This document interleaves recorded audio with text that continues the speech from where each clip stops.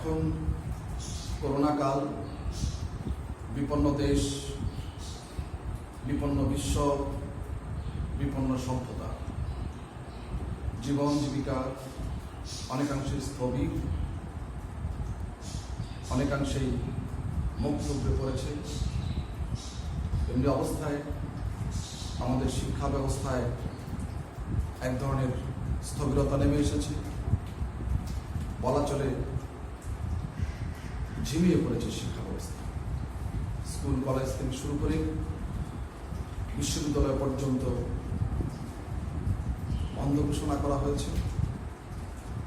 ছাত্রছাত্রীদের শিক্ষার কথা বিবেচনা করেই অনলাইনে ক্লাসের উদ্যোগ নেওয়া হয়েছে। আজকে আবু আব্বাস ডিগ্রি কলেজের একাদশ ও দ্বাদশ শ্রেণীর জন্য একটি বিষয় নিয়ে এসেছি, লাল সালু। সৈয়দ ওয়ালিউল্লাহর বিখ্যাত উপন্যাস লাল সালু। লাল সালু শুধু একটি উপন্যাস নয়, একটি দর্শন, একটি ফিলোসফি, একটি চেতনা। এই জন্যেই যে উপন্যাসের ভেতর সৈয়দ ওয়ালিউল্লাহ আমাদের যাপিত যে জীবন, আমাদের যে সমাজ সংস্কৃতি, আমাদের যে অর্থনৈতিক গতি প্রকৃতি, সেই সব বিষয়াশয়ের খুঁটিনাটি দিক তুলে ধরার চেষ্টা করেছেন তার কথা শিল্পের চাতুর্যতায়। বলছিলাম যে একটি ফিলোসফি এবং একটি দর্শন। দর্শন কি, এটি আমাদের ছাত্রছাত্রীরা অনেকেরই বুঝতে সমস্যা হয় যে দর্শনটি কি। আমরা যে চর্মচোখ দিয়ে দেখি এটিও দর্শন, কিন্তু এই দর্শন আর সৈয়দ ওয়ালিউল্লাহ যে দর্শনের কথা বলতে চান, এই দুইয়ের মধ্যে ব্যবধান আকাশ। সৈয়দ ওয়ালিউল্লাহ একটি মতবাদের কথা বলতে চান।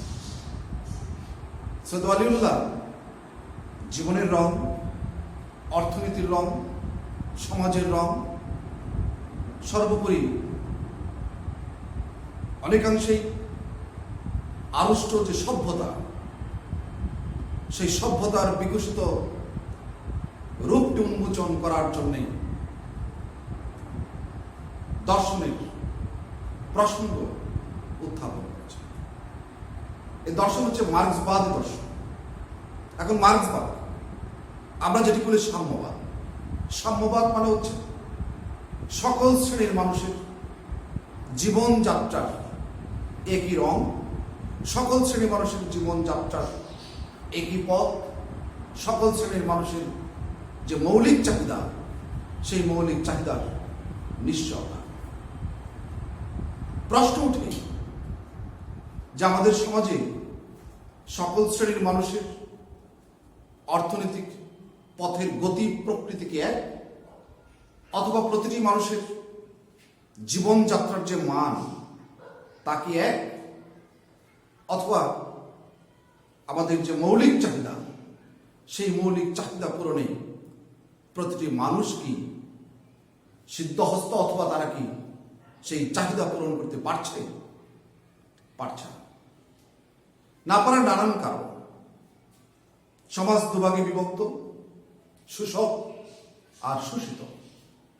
শোষক শ্রেণী সবসময় চায় একটি শ্রেণীকে শোষণ করে তাদের অর্থনৈতিক ভিত, তাদের সম্পদ বা বিত্ত বৈভবের যে ভিত, সেটিকে সম্প্রসারিত করতে, এবং তারা করছেও।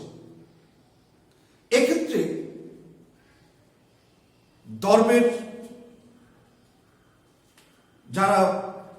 ধর্মের দিক থেকে যারা অজ্ঞ, ধর্মের দিক থেকে যারা অনেকাংশে মূর্খ, তাদেরকে কাজে লাগায়। কাজে লাগিয়ে তাদের ফায়দা হাসিলের যে পথ সেটাকে খুব সহজেই তারা প্রশস্ত করতে পারে। আমরা জানি যে আমরা যারা ধর্মকর্ম করি ব্যবহারিক জীবনে, তারা প্রত্যেকেই যে ধর্মকে ভালোবেসে অথবা ধর্মের প্রতি শ্রদ্ধা প্রদর্শন করে অথবা ধর্মের খুঁটিনাটি বিষয় জেনে শুনে প্রয়োগ করি তা কিন্তু নয়। ফলে আমরা বলতে পারি আমাদের সমাজে ধার্মিক আছে, ধর্মভীরু আছে। ধার্মিক এবং ধর্মভীরু এই দুয়ের মধ্যে পার্থক্য আছে। ধার্মিক ব্যবহারিক জীবনে ধর্ম বুঝে শুনে প্রয়োগ করে, আর যারা ধর্মভীরু তারা অনেকাংশেই শুনে শুনে মুসলমানের মতো ব্যবহারিক জীবনে ধর্মকে প্রয়োগ করে। ফলে তাদেরকে যারা ধর্মের ব্যবসায়ী, বন্ড, তথাকথিত পীর ফকির খুব সহজেই সেই ধর্মভীরু মানুষদেরকে কাজে লাগাতে পারে তাদের ব্যবসার সিদ্ধি লাভের বেলায়। আমাদের সমাজে যে চিত্রটি, একটি চিত্র, সেটি নতুন কোনো চিত্র নয়, বহুকালীন পুরনো চিত্র। মাজারকে কেন্দ্র করে, মাজারকে ব্যবহার করে, মাজারকে সামনে রেখে ব্যবসায়িক পথটিকে প্রশস্ত করার একটি প্রয়াস, এটি আজকের নয়, বহুদিনের পুরনো একটি প্রয়াস। সৈয়দ ওয়ালিউল্লাহ তার লালসুর উপন্যাসের ভেতর সেই ধর্মের তথাকথিত যে পীর, তথাকথিত যে দরবেশ বা ফকির, তাদের প্রতিনিধি হিসাবে দাঁড় করিয়েছেন আব্দুল মজিদকে। মজিদ এমনি এক জনপদ থেকে আবির্ভূত হয় বা এমনি এক জনপদ থেকে সে আসে যে জনপদ অর্থনৈতিকভাবে বিধ্বস্ত, যে জনপদ অর্থনৈতিকভাবে মেরুদণ্ডহীন। জীবন এবং জীবিকা যখন তার সামনে প্রায় রুদ্ধ, তখন একটি মাজারকে অবলম্বন করে সে তার অর্থনৈতিক ভিত, তার অর্থনৈতিক দুয়ার, তার অর্থনৈতিক যে আমরা বলতে পারি যে পথ, সেটিকে উন্মোচন করে, প্রশস্ত করে, সুসংহত করে।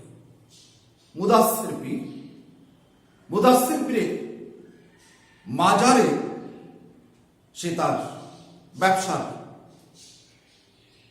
আমরা বলতে পারি যে দোকান খুলে বসে। এখন মুদাসসির পীর কি? মুদাসসির পীর বলতে আদৌ কেউ আছে মধুপুর অঞ্চলে? নেই। তারপর সে সাধারণ মানুষকে বিভ্রান্তির ভেতর ফেলে দেয়। সে গ্রামে সেই সাধারণ মানুষের উদ্দেশ্যে বলে যে একটি পুরনো কবরকে উপলক্ষ করে বা একটি পুরনো কবরকে চিহ্নিত করে সে বলে এটি হচ্ছে মুদাসসির পীরের মাজার। মূলত এখানে মুদাসসির পীর বলতে কেউ ছিল কিনা গ্রামের মানুষ কেউ কোনোদিন শুনেনি বা তারা জানে না। কিন্তু যেহেতু তারা ধর্মভীরু, সেহেতু তাদেরকে কাজে লাগানোর পথটি খুব সহজেই পেয়ে যায় আব্দুল মজিদ। গ্রামের মানুষকে নানানভাবে সেই মাজারকে অবলম্বন করে বা মাজারকে আশ্রয় করে ভয়ভীতি দেখায়। গ্রামের মানুষ আব্দুল মজিদের প্রতি নিবেদিত হয়ে যায়। এই যে মজিদের প্রতি নিবেদন, এটি হচ্ছে তাদের অজ্ঞতার ফসল। তারা অজ্ঞ এবং মূর্খ বলেই কিভাবে ধর্মকে ব্যবহারিক জীবনে প্রয়োগ করা উচিত, কিভাবে ধর্মকে ভালোবাসা উচিত, কিভাবে ধর্মের প্রতি শ্রদ্ধা প্রদর্শন করা উচিত, সেটি তারা জানে না অথবা জানার চেষ্টাও করে না। যখন যাকে যেভাবে খুশি সে সেভাবে বিভ্রান্ত করে, অপ্রস্তুত করে। এটি হচ্ছে মসজিদের একটি বড় বৈশিষ্ট্য। দিনে দিনে মসজিদ এই মাজারকে কেন্দ্র করে বিত্ত বৈভবের যে রাস্তা সেটিকে অনেকাংশেই সম্প্রসারিত করে, অর্থাৎ মূলত পুঁজিবাদকেই সে ফুলিয়ে ফাঁপিয়ে তোলে।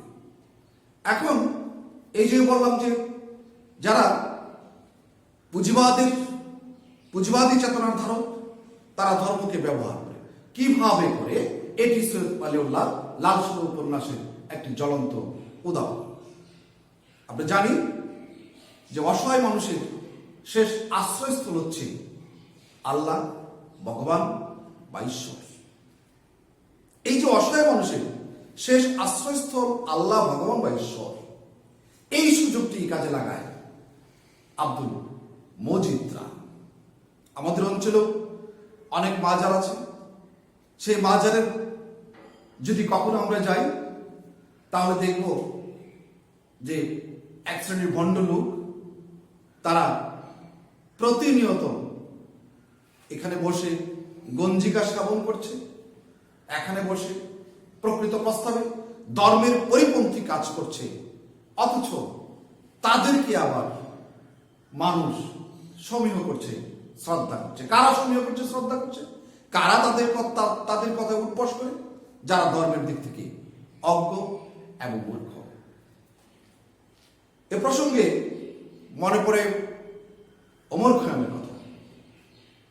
ওমর খৈয়াম এই ধর্ম বিরোধী সম্পর্কে খুব সুন্দর একটি কথা বলেছেন।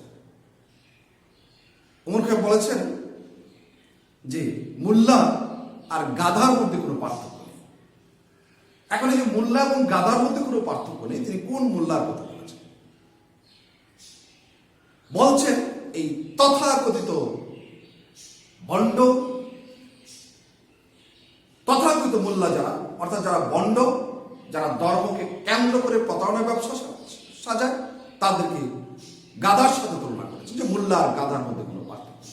আমরা জানি অনেকে মাথায় টুপি রাখে, কিন্তু টুপি রাখার পর আমাদের আর কি কি করণীয়? আমরা নামাজ পড়ি, নামাজ পড়ার পর আমাদের কি কি করণীয়? আমরা রোজা রাখি, রোজা রাখার পর আমাদের কি কি করণীয়? সেই সব বিষয় সম্পর্কে আমরা এতটা অবগত নই। ফলে এই যে আমরা যারা অবগত নই, তারা অনেকাংশেই গাধা। সুতরাং ধর্মকে রিয়েলাইজ করে, ধর্মকে রীতিমতো পোস্টমর্টেম করে, ধর্মের খুঁটিনাটি বিষয় জেনে শুনে যদি আমি ব্যবহারিক জীবনে ধর্মকে প্রয়োগ করি, তাহলে ধর্মের প্রতি যেমন আমার ভালোবাসা প্রদর্শন হবে, ঠিক তেমনি আমার শ্রদ্ধাবোধ প্রদর্শন হবে। সদরুল্লাহ, আমি প্রথমে বলছি যে মার্ক্সবাদী যে দর্শন সেটিকে তিনি প্রয়োগ করছেন, অর্থাৎ মার্ক্সবাদী চেতনার লেখক হচ্ছেন সৈয়দ ওয়ালিউল্লাহ।